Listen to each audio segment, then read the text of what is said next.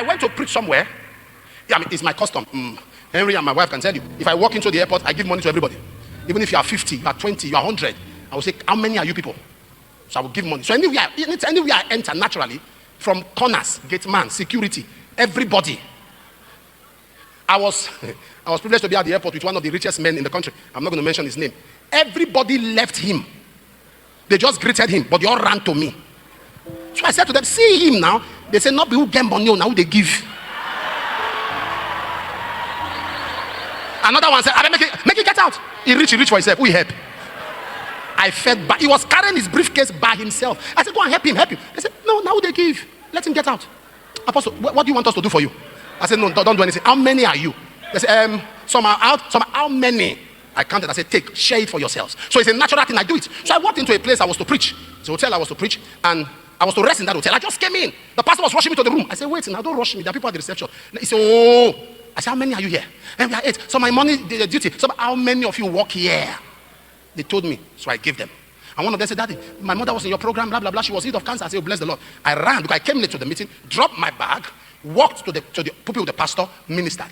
So the pastor allowed me and the protocol go. While I was going to the room, I greeted them at the reception. I come back. I said, you are in the evening session duty? They said, yes. Did they share money? They knelt down. They gave all of us, sir. Thank you, sir. Thank you, sir. While I was going, the lady who spoke about her mom squeezed a paper in my hand and winked at me with one of her eyes. I said, what did they order this one? So I opened the paper. He said, come to the generator stand. CCTV is not there. I want to tell you something. In other words, she knew that if she's seen talking with me, the CCTV will pick her. So the generator place where the CCTV has no camera. When I walked there, she sneaked in from the back. Inside, they didn't see her. Me, I walked around. When I got there, I stood. I said, what's the matter? He said, don't enter your room. I said, what? He said, while you were there, that pastor left. And I remember, the man left the pulpit. He said, he came back here with some people. Somebody was holding a nylon bag. It's like they dropped something in your room. Don't enter. He said, sir, hold on. He said, sir, this is how to go so that the camera does not pick. Those people are criminals. So told me how I manipulated myself, and I sat down. My pastor said, sir, go to your room. I said, no, I'm not going. Sit down. I'm not going to the room yet. I sat down.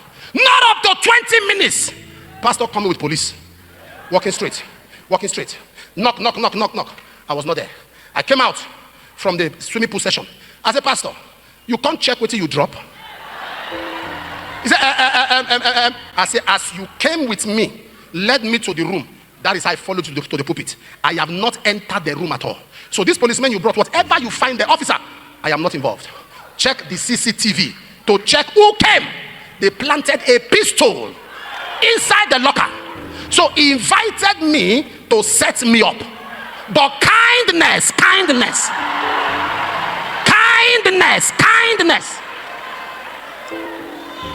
So I would have been lying down in the room. But nobody hears your side of the story. No, this generation, they don't hear your side of the story. They saw it gone. And the officer said, let us watch the CCTV. Pastor said, there's no need. Let's go. Say, go here. You gave an allegation about firearm. That is now a crime against the state. Firearm. He said, don't worry. He said, we are not going anywhere. They played the CCTV and saw him with 2 young men with face cap walking. As soon as they saw the nylon in the hand, they went to the room, they opened, they saw the same nylon, they turned. Sorry, sir, you are under arrest. And I said, officer, wait, so why you are still here? I carry my kaya. Why you are still here to bear witness?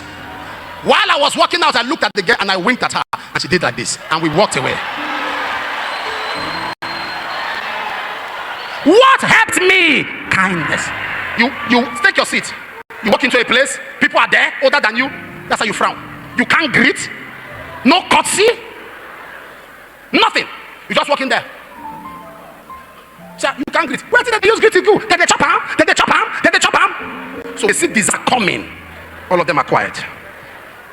Kindness to be approachable. How many of you know if I frown my face and did not respond to that greeting of that girl, she won't say anything.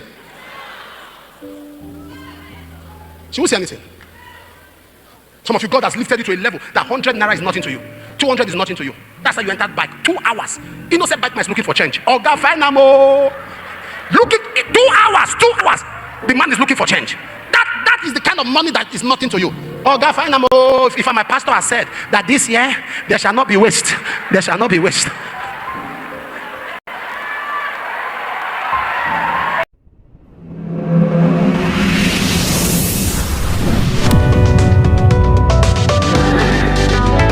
JS Unfiltered. Inspiring words, impactful moments, where wisdom meets laughter.